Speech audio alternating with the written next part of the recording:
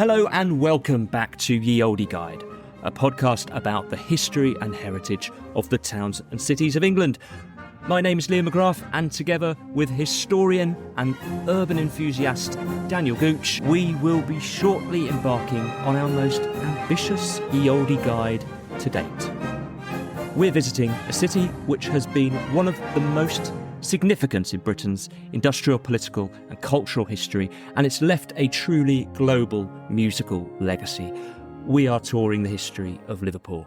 And yes, we will be talking about the Beatles, and inevitably we'll be talking about football, the impressive architecture, two cathedrals, some of the greatest Georgian and Victorian architecture in the country. We'll be exploring Liverpool's history from its humble beginnings, through its growth to be the second city of empire, to its relative decline in the 20th century, but cultural resurgence. It's a city with an incredible history. Daniel, you've been to Liverpool recently. What was the highlight for you?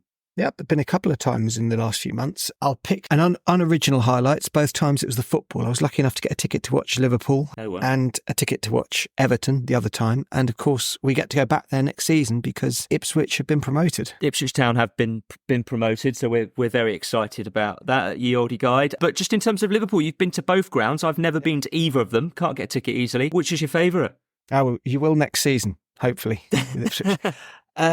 Goodison Park is basically a museum piece. It's still got two stands by the most important stadium architect ever, Archibald Leach. It's still got its amazing triple decker on one side, plus the boring new stand behind the goal. I've now sat in all three of the old stands, ticked the final one of those three off when I went, and I'm pretty excited about going back with Town next season. But you're a football obsessive, so you've been there even though not to see Ipswich, no, not yet. Which is just incredible. So looking forward to talking about football in Liverpool, and I'm really looking forward to talking about music because, of course, my favourite band are from Liverpool. The Lightning Seeds. It's the I know you too well. I'm not kidding. Obviously, the Beatles are amazing and all that, but my favourite band are the Lightning Seeds, and of course, they wrote one of the most famous football anthems of all time. Which one was that then? 3 Lions. Football. Oh, 3 Lions. I was thinking of the Goal of the Month music. Yes, The Life of Riley. Yeah. The Life of Riley that threw me off. Yes, so they've been all over football. If you're a football fan, you know the Lightning Seeds. You probably know the Beatles as well, because lots of Beatles songs become football chants, inevitably. And if you're a Liverpool fan, don't forget them. The list is endless. The Jerry and the Pacemakers did the most famous version of You'll Never Walk Alone. Lots of Liverpool bands at the time had that name format, Jerry and the Pacemakers. X and the Y. We'll come to that later, but actually much later, because as regular listeners know, we do our historical tour of the city we're visiting thematically over 4 areas. And because Liverpool is just so vast, we're not going to try and cram that all into one episode. Instead, we're going to do separate episodes for each of those thematic areas. So in this first episode, we will start by doing a sweeping chronological overview of Liverpool's history, and then we're going to dive into our first category, which we call Politics and War, which will cover Liverpool's origins, its immigration, its role in the power of Britain, and in 20th century politics and the mark it has left both locally and nationally and internationally. And we'll talk about the vital role played by Liverpool in World War, Second World War in particular. And then next week, part 2 of the Liverpool episode will be culture. So that's when we're going to talk about the Beatles, lots of other bands, football, the Lightning Seeds, hopefully, might squeeze in some art and just the whole buzz of the city. The third episode, we will focus on Liverpool's industrial history. We call this episode Science and Industry. So mostly this will be the docks and the physical legacy that's left on the city. And in part 4, we will discuss the resulting urban landscape of Liverpool, the buildings you can see. It will be hard to do it justice, and that's why it needs a whole episode, because there are so many buildings and places to explore. And we hope that this guide will help you, if you're visiting Liverpool, to make sense of the history of these incredible buildings. After all that, we're going to do a wash-up, all our thoughts on Liverpool. What we really like you to do, our listeners, is send us any reflections, any comments as we go through the episodes. If you're a Liverpool resident, what have we missed? What should we talk about more? You can visit our website, yeoldeguide.com, and you can leave comments there on all our episodes, yeoldeguide.com, and you can tweet us at yeoldeguide. We would love to hear from you.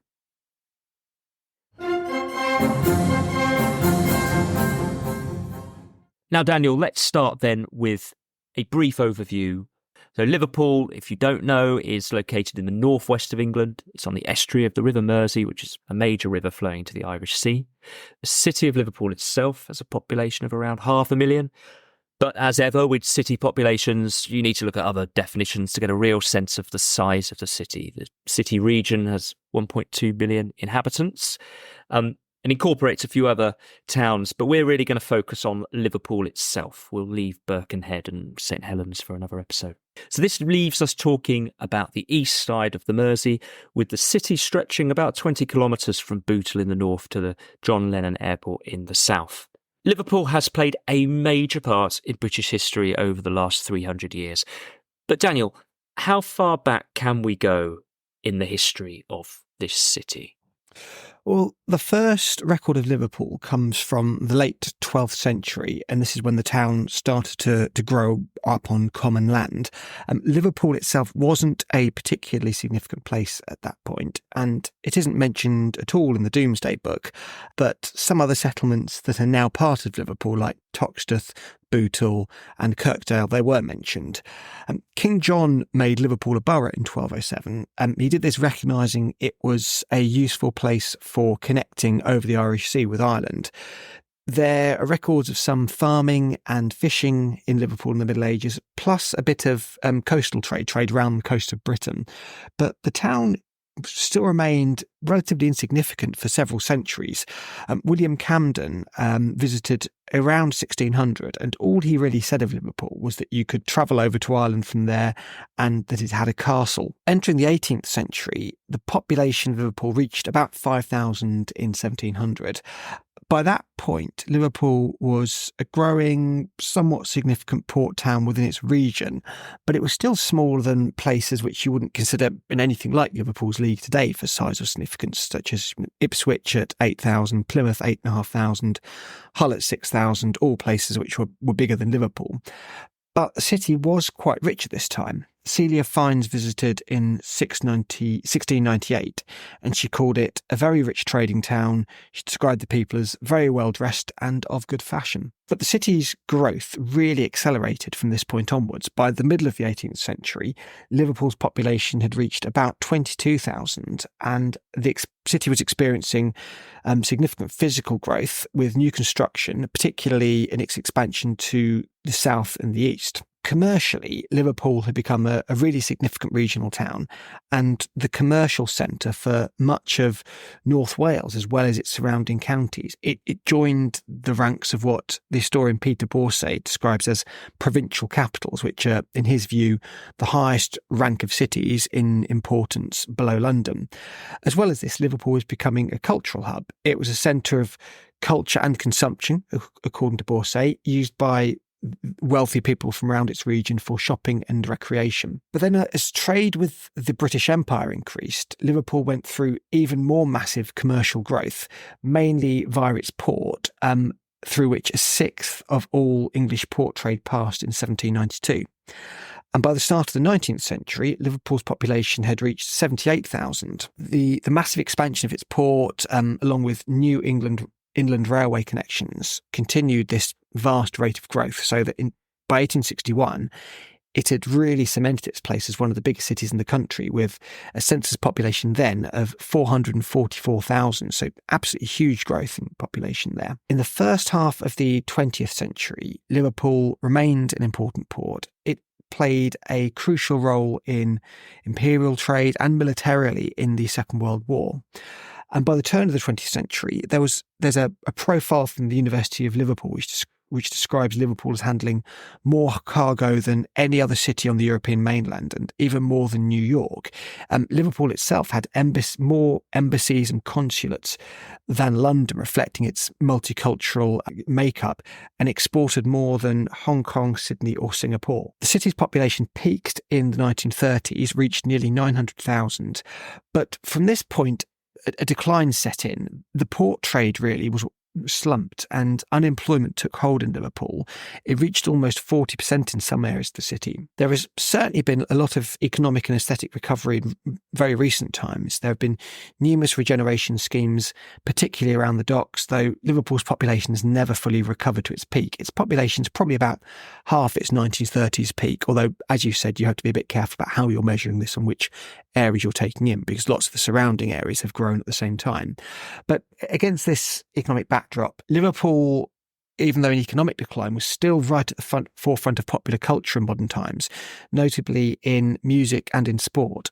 You could very well describe it as the most successful football city in England through its two clubs, Everton and Liverpool, and it's really one of the most important centres of popular music in the whole world. I think some other cities would definitely argue about the title for football capital. I think Manchester would have something to say these days, wouldn't it? But I suppose technically. I hedged my bets and said you could very well describe it as. I think Liverpool would probably still be slightly further ahead than Manchester. I don't think Manchester City have caught up yet, but it's certainly tight. As ever, it always interests me how the bigger cities changed so much in the 18th, 19th century. And Liverpool was this really quite small and insignificant place, and then it just grew. And some of those statistics, having the most embassies and consulates, more cargo in every other city, is absolutely incredible. But it also shows a contrast from our last podcast where we went to Southampton, which is also a major port city, but much older. It's got this big medieval history. So that's what we discussed then. So it's a real contrast. It's a much more modern city in that sense.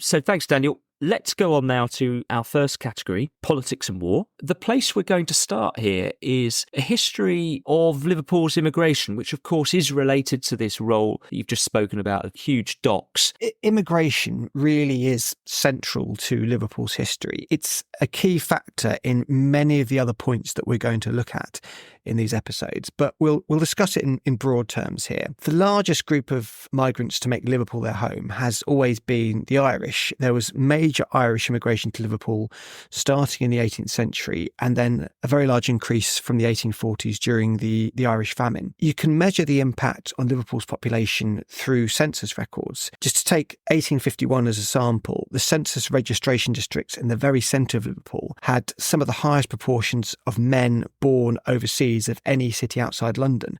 About a quarter of Liverpool's adult population had been born in Ireland, which gets up to 30 or 40% in some of the central sub-districts. And this was a trend that continued throughout the 19th century. One local history professor of the 1900s said that Liverpool had the largest Welsh population of any town outside Cardiff, more Irish citizens than any Irish city except Dublin or Belfast, and more Scots than all but a handful of Scottish cities. The census data show that this really isn't all that much of an exaggeration. In 1891, 9.12% of the adult male population of the Liverpool registration district, which is right in the very centre of the city, was born in Ireland. 8.22% of the adult female population was born there, and there was a very high Irish-born population in all of the surrounding areas too. As well as this, of course, Liverpool's population would have included huge numbers of second-generation migrants, given how many had migrated during the preceding century. And to put this into some kind of national context, high immigrant populations from overseas were quite rare around this time. Roger Hutchinson's written about this, and he said that in 1901, only 11 English towns or cities had foreign-born populations over 1%, and Liverpool, as you've seen, was well in excess of this. We should think, as well as the raw statistics of how the population was comprised, we should look at what the influence this had as well. One of the reasons why immigration had such an exceptional influence on Liverpool was that it had such distinct enclaves of migrants who could maintain their own culture within the wider city. Some of the results of Irish immigration in particular are going to become apparent in a lot of the other facts we'll look at. But we'll touch here on the consequences of other forms of immigration for Liverpool. Now, notably, in a country where non-white people were still very rare, Liverpool was one of the first places in Britain where Africans and West Indians settled in great numbers. Many of these were, as Tristram Hunt has pointed out in his short history of Liverpool, freed black slaves, soldiers from the American War of Independence and their descendants, as well as people who'd arrived just to work in the ports.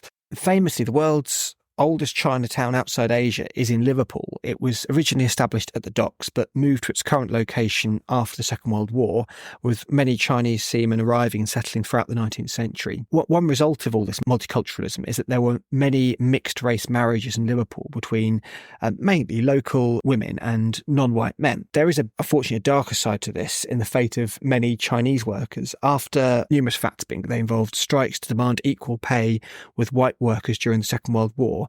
Many Chinese men, often many of them whose families established in Liverpool, were denied work, had their pay cut and had to go back to China. In some cases, they were removed forcefully. There were many children in Liverpool, some who are still around as adults today, who are left fatherless. It's really a tragic story. It's been covered in a BBC documentary. It's also the subject of an exhibition in the Museum of Liverpool, as well as a plaque at the docks. Definitely worth checking out if you go to the Museum of Liverpool. I think, to be honest, the Irish weren't universally welcomed either when they came over, and often you hear these sad stories. But more positively, what it's left in Liverpool, I suppose, there's really rich heritage of institutions. And some of them, I'll make light of it. There's a huge number of Irish bars, let's be honest. There's no shortage of Irish pubs in Liverpool, and the Irish musical style, to some extent, you always have someone playing music in those pubs. And that Chinatown you speak of is one of the great Chinatowns of Britain. We've only got 5 Chinatowns. It's got this incredible Chinese arch, which I think went in 2000, and it's one of the most impressive, I think, shipped in from Shanghai. The city's twinned with Shanghai. So it's left this real connection and array of religious buildings as well, which when we talk about urban landscape, we're going to talk about the Catholic Cathedral, and that's there, and it's of such scale and received such an investment because of that enormous Irish community. And of course, Britain's first mosque opened in Liverpool. Talking about religious buildings, opened there in 1889. It was opened in a large Georgian terraced house, 8 Broughen Terrace, I think, by a local solicitor who had converted to Islam.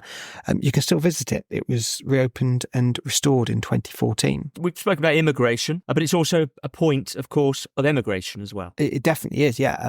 Immigration, emigration, both crucial to Liverpool's history. George Bradshaw described Liverpool in 1863 as a great emigrant port, and it really was, not just for Britain's emigrating abroad, but for people across Europe who were travelling via Liverpool to America and others. There were numerous people escaping the Russian famine in the 1890s who travelled via Liverpool. And this emigration also gave the city a multicultural feel. Immigration, emigration, they both fed into this together. In 1896, someone described Liverpool's railway stations as centres of bustling life. Scarcely a day passes without a reminder that the city by the Mersey is not only English, but the continental portal to the New World, which I think really sums it up very nicely. We're talking about politics. You spoke about the Irish community, and it's a huge Irish community. Liverpool was the only city to elect an Irish nationalist MP, T.P. O'Connor. 3 of the Beatles were of Irish heritage, Irish grandparents. So let's talk a bit more about politics. Liverpool has been, as far as any city can be, its local politics made national headlines and sort of made it's made national political history in several areas. Shall we start really with some of the challenges of the 20th century politics in Liverpool? Yeah, I suppose one of the most famous events of that nature was the Toxteth riots. They are a very important part of modern Liverpool's history. They happened in 1981 and rose from tensions and conflict between police and mostly the black population of Liverpool. The riots went on throughout July of that year and were so severe that famously this was the only time that tear gas has been used by the police on the British mainland. Hundreds were injured and arrested, dozens of buildings were destroyed. Think about the causes. It's very hard not to be overly simplistic about this, but aspects that contributed to it were stop and search powers exercised by the police, along with other perceived oppressive tactics against a backdrop of massive unemployment. This had reached 60% among young black people in Toxteth by some measures, and wider deprivation in the area. As well as this destruction, the results also included initiatives by the national government, spearheaded in particular by the cabinet member, later Deputy Prime Minister Michael Heseltine, to spur regeneration in Liverpool through various initiatives. This included the first Garden Festival. We spoke about the Stoke-on-Trent Garden Festival in an episode on that, but the first one was in Liverpool. And very importantly, redevelopment of the Albert Dock. initiative. Yes, it's been a real battleground, and I think as well in the history of the Labour Party as well as the Conservatives, because of course it was Liverpool where you had the militant tendency. Liverpool has been almost kind of a battleground of wider political ideologies, you might say. It's been described as an urban laboratory for urban policies from both left and from right, particularly in the 1980s. The context here really is the massive industrial decline that we spoke about that Liverpool had experienced up to that point, with a falling population, the Toxteth riots. Another factor is there was no strong union heritage in Liverpool, which kind of left a gap in the city for political extremes to infiltrate. The gap was filled within the city from the far left on many occasions. The city lurched to near bankruptcy under the militant left council leadership in the 1980s. Derek Hatton was the leader of militant tendency who took over the council at this point. Not only did they implement extreme spending policies aimed at deliberately bankrupting the city, but they off-putting to investment from outside the city through these policies. But as well as the left, Liverpool was also the subject of ideological reform from the right-leaning Conservative government in the 1980s. The Chancellor, Geoffrey Howe, thought the city basically beyond redemption and suggested a policy of managed decline to the Prime Minister rather than, as he saw it, waste resources really trying to fix the place.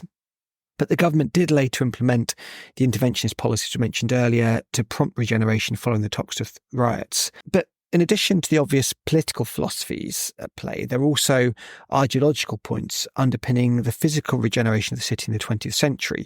Many of the planners responsible for the post-war rebuilding of Liverpool have been characterised as perhaps more concerned with their view of how people should live rather than how they wanted to live. And we'll talk a bit more about the results of this when we come on to talk about the urban landscape section, how Liverpool, particularly its housing stock, was changed throughout the 20th century. So this is really interesting for me, Daniel. When we do this politics section, it's often quite hard to show how it links to the urban environment as you see it today. And it's a bit easier normally when you've got an older city with a castle, to Lincoln, and you can see the castle, you can see the layout of the city, and you can talk about the politics and the conflict and visualise it. In Liverpool, you do see it in the urban fabric. Some really good examples. When you're visiting Liverpool, you'll notice it's got a preponderance of nationalised museums. And that was because the local authority at the time, the left-wing authority, threatened to close the museums, so the national government nationalised them. And that's why we've got these wonderful museums you can visit. You'll see in Liverpool there's some really low-rise housing right in the heart of Liverpool. And that's because that's what that local authority wanted at the time. And possibly it's left a bit of an awkward development in the centre.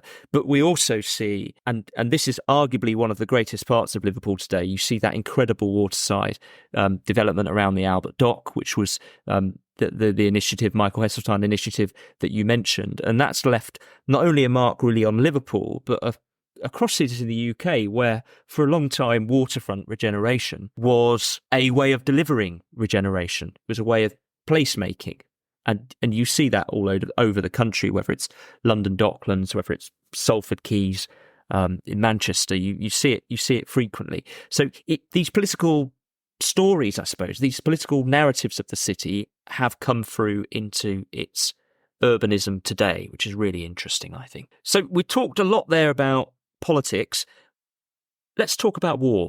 What influence has Liverpool played in the history of war and conflict? We're probably not used to thinking of Liverpool as a military city. There is no famous Battle of Liverpool of the type that we might normally cover in this podcast. And the fact that it only rose to prominence from industrial times, when the island of Britain was pretty stable and free from internal military strife, means you probably wouldn't expect much in the way of warfare to have happened there. But Liverpool definitely has had a key role in some of the most important military events of modern times. The Second World War is the place to start, because during the Second World War, Liverpool was a really important centre of operations for the British forces, as it became the British control centre for the Battle of the Atlantic.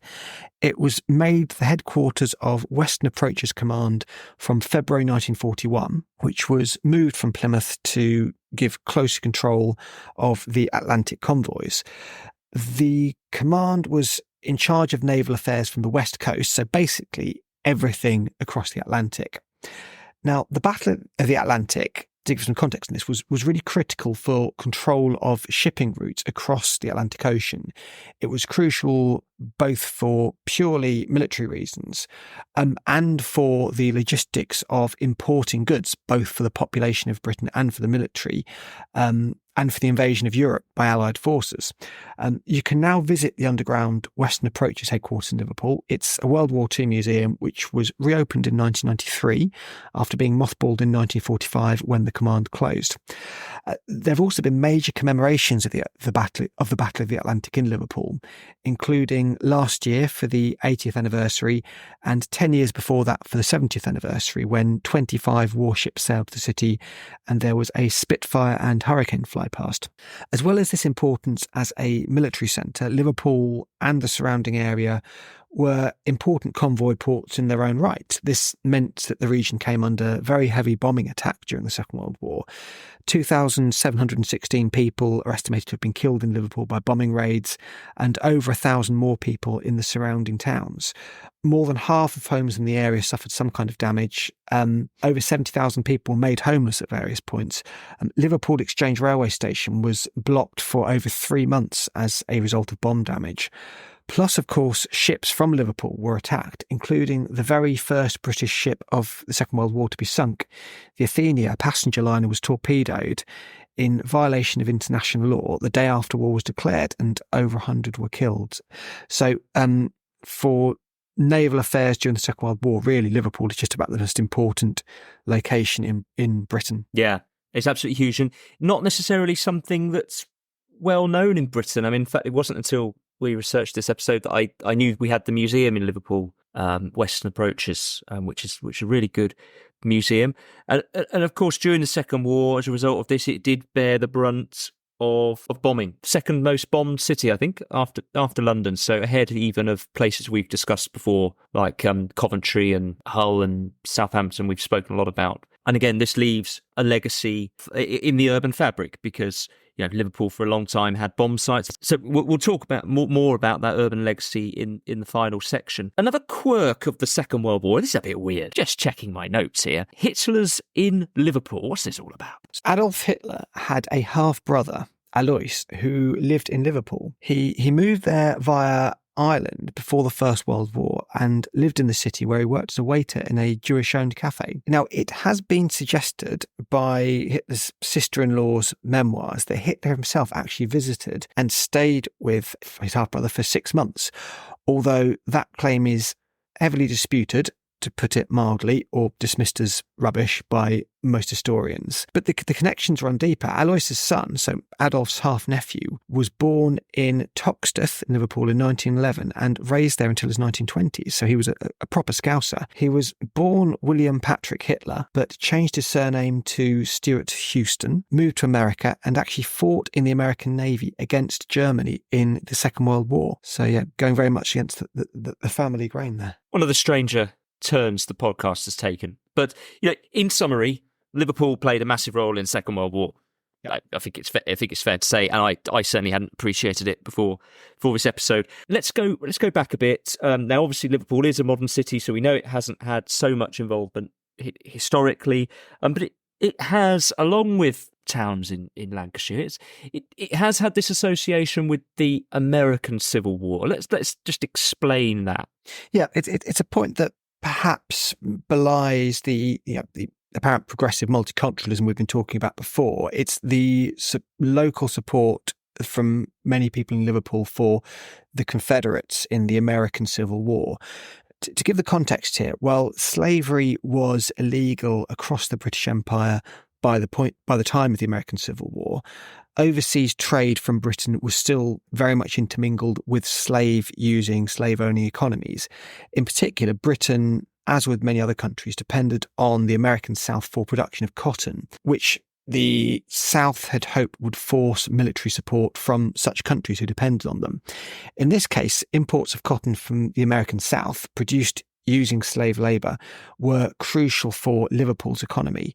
While Liverpool wasn't in itself a cotton manufacturing centre, Liverpool was key to this industry as the importation point for most cotton for the Northwest and the export point for finished goods which were being traded overseas. And when Confederate ports were blockaded in 1861 and stopped the export of cotton, this led to the so-called cotton famine with mass unemployment in Liverpool and surrounding areas. This most certainly didn't lead to universal support in Britain or even in the local area for the Confederate side, and we shouldn't exaggerate that. But there does seem to have been a fair amount of specific support in Liverpool. There were strong Confederate trade links in Liverpool, and this support did manifest itself in some aspects of local opinion. Tristram Hunt quotes one local merchant as saying, "We are Southern almost to a man," and even in fundraising efforts with a bazaar for the Southern Prisoners Relief Fund held in Liverpool in 1864. More than all this, though, private business in Britain did continue to cooperate with the Confederates, and this includes ships that were built for the Confederate side by a Liverpool firm. And the Confederate side previously had no navy or ships of its own, so wanted a fleet to break the blockade imposed on them by the North. And the British government actually paid the victorious American northern side compensation for damage caused by these ships after the war. And the last official surrender of the American Civil War by the Confederate side actually happened in Liverpool on the 6th of November 1865. This was by the Shenandoah ship, which had also fired the last shot of the war in June of that year. The captain of the ship had, of course, been sailing around the seas and didn't know about the Confederate surrender until August, when he met a ship from Liverpool and was informed of the surrender. So he decided to sail to Liverpool to surrender there in order to avoid the possibility of court-martial in America. It's very easy to say, well, this is all in the past, but there have been some related controversies in Liverpool in recent years. There are a few Confederate plaques dotted around Liverpool, including a plaque in honour of the Shenandoah, which was unveiled in Liverpool as recently as 2015. A very controversial neo-Confederate group, the Sons of Confederate Veterans, has made organised trips to Liverpool, and the local mayor was present at their rededication of a Confederate veteran's grave in Liverpool in 2009, although to give both sides, he has since claimed that he didn't actually know what the event was really, or the organisation were really about. But nevertheless, it is certainly a difficult aspect of Liverpool's history for many people. It's absolutely extraordinary, especially that the last official surrender of the Confederate side was in Liverpool. That you can learn about this history at the Liverpool Museum. Yeah, and it's covered well on the Museum of Liverpool website as well. They have a few good articles about it on there. That's really interesting. Now, we've mentioned Liverpool's more modern city. There's less going further back, but I think we should try and touch on some of the older stuff, and there's not much left to show for it. We know there was a castle in Liverpool, for example. So yeah, we've mentioned medieval Liverpool wasn't a particularly large or important place from a military perspective. It experienced few major battles. It was used as a military embarkation point by Edward III during the Scottish and Irish Wars. But, as you've said, medieval Liverpool was significant enough to have a castle, which was built in the 1230s in order to protect the port. The castle was a square shape with several towers and a moat cut out of the rock it stood on.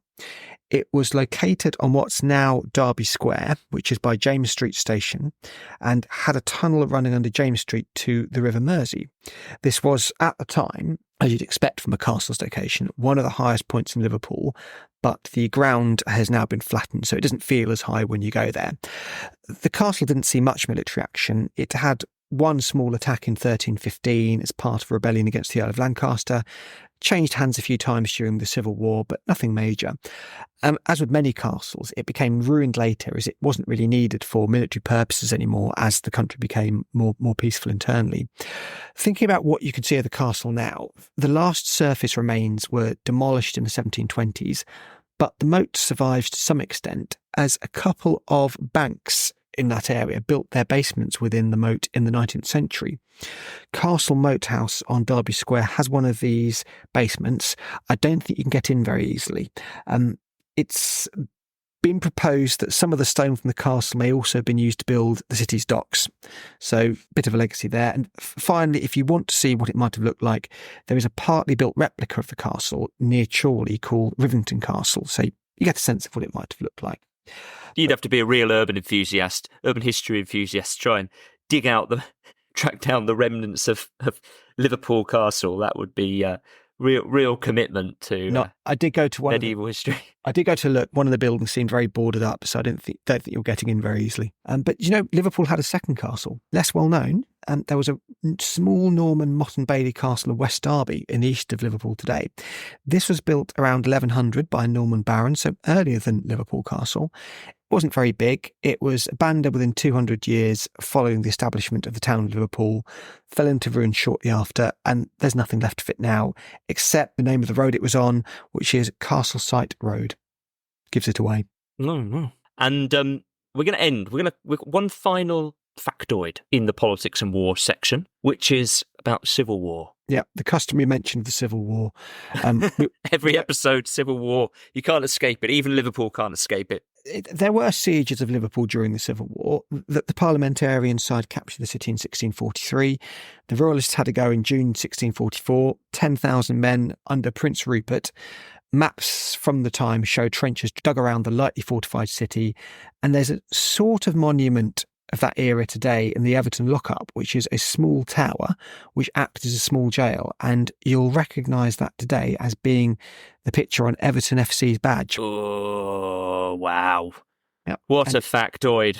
And it's sometimes called Prince Rupert's Tower from this era, although it was probably it was actually built in the Georgian era, so well over a century after the Civil War. It was probably named after Prince Rupert because Prince Rupert and his forces set up camp in Everton before they attacked the castle. So a tenuous link, but it's there. Well, Everton are getting a lot of mentions. We started with Everton. We're ending with Everton. We'll be accused of favouritism by Liverpool fans. We'll balance it out in the next category. Well, this is the end of our first part. The next part next week will be on culture. But before we go, let's just any conclusions you've got on history of the politics and war section. And of course, lest I forget, your score. Yes, listeners, we're still doing the scoring, even though it's a mega episode. Let's still do the scoring. So your conclusion and a score. It's all, as we said, very modern, but a lot has happened. You have to give the fact that Liverpool played such a unique and crucial role in the Second World War is really quite something. Its political history is also very unique. It's been very turbulent, not always very easy, but it at least gives you something to talk about and consider and learn about in the city. And as you've said, it's had a real impact on how the city is today. Its makeup, its look, its feel, its culture even. But really, it's the World War II stuff that's impressed me most. And usually when we talk about the Second World War in this podcast, we're talking about passive roles played by towns or cities, suffering under the Blitz, maybe manufacturing industry during the war. But here, it's a really active, positive contribution to the fighting. So I think it's definitely going to be a good score here. For me, it's an 8 out of 10. There was much more on politics and war than I expected. And as you say, that pivotal role, but also the story of immigration. I just think it's just left such a big mark. And these stories are told. You can visit Liverpool, and we've got the museums. You've got an array of museums that tell this story that we will come back to. So I think it is well celebrated and lots to see. So I'll be giving it an 8 for what it's worth. These scores, they're like an episode of I Got News for You, where they're getting scores, but you do wonder there's a league table somewhere. We'll do the league table one day, but then that's good. That's 16 out of 20 for politics and war, and I wouldn't have even put that down as its strongest category. So great start for Liverpool. Thanks for joining us for part 1 of Ye Olde Guide to Liverpool. If you have any comments or reflections, we'd love to hear from you. You can visit our website, yeoldeguide.com, and leave a comment, or you can tweet us on X @YeOldeGuide. We have lots more to come on our historical tour of Liverpool. Next week, we'll be exploring arts and culture and celebrating the incredible music scene from Merseybeat, so bands like the Beatles, the Searchers, Jerry and the Pacemakers, and the later waves, including Echo and the Bunnymen, Frankie Goes to Hollywood, and my favourite band, the Lightning Seeds. We will, of course, be talking about football, and then in subsequent parts over the coming weeks, we'll be talking about industry, trade and architecture, amongst many other things. So do check out our subsequent episodes on Liverpool and all our historical guides at yeoldeguide.com. Thanks for listening.